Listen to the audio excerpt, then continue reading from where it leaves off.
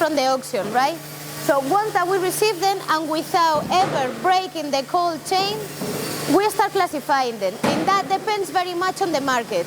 We classify them by species.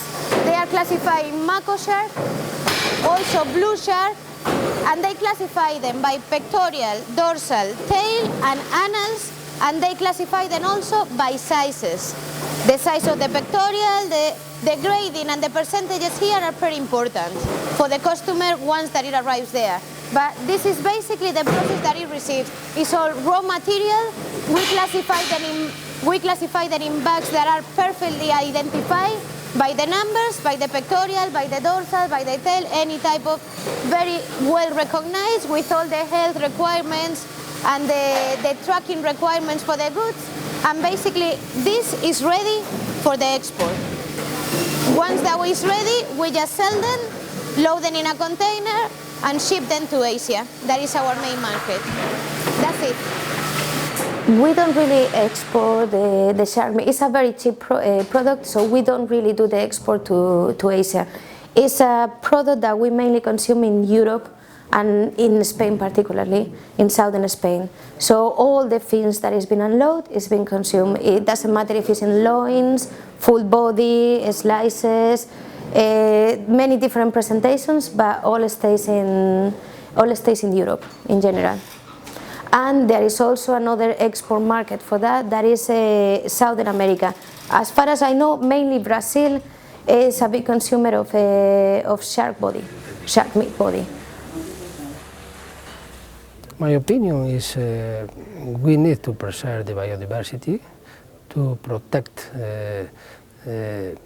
the sharks that are in peril, to ensure that the finning is forbidden effectively and that the practice doesn't exist.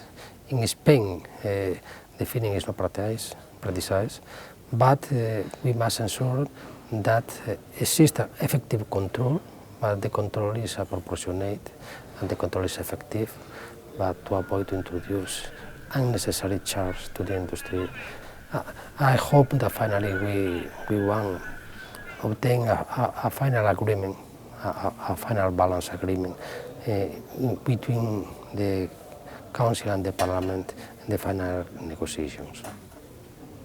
With the depletion of oceanic sources being one of the main concerns today, it's crucial for fishing practices to be certified in various organizations.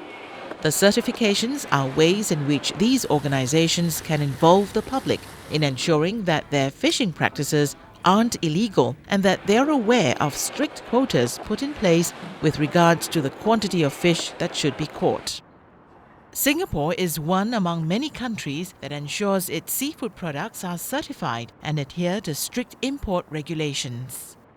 These two cartons are representative of the MSC certified fins we have begin to import into Singapore for consumption. They are fished from the North Atlantic fishery. It is MSC certified and MSC is working in close conjunction with WWF. Most of the countries we import our fins from, they fish from government-regulated fisheries. Places like Australia, places like New Zealand, they have very strict wildlife regulations and they have very strict fishing quotas.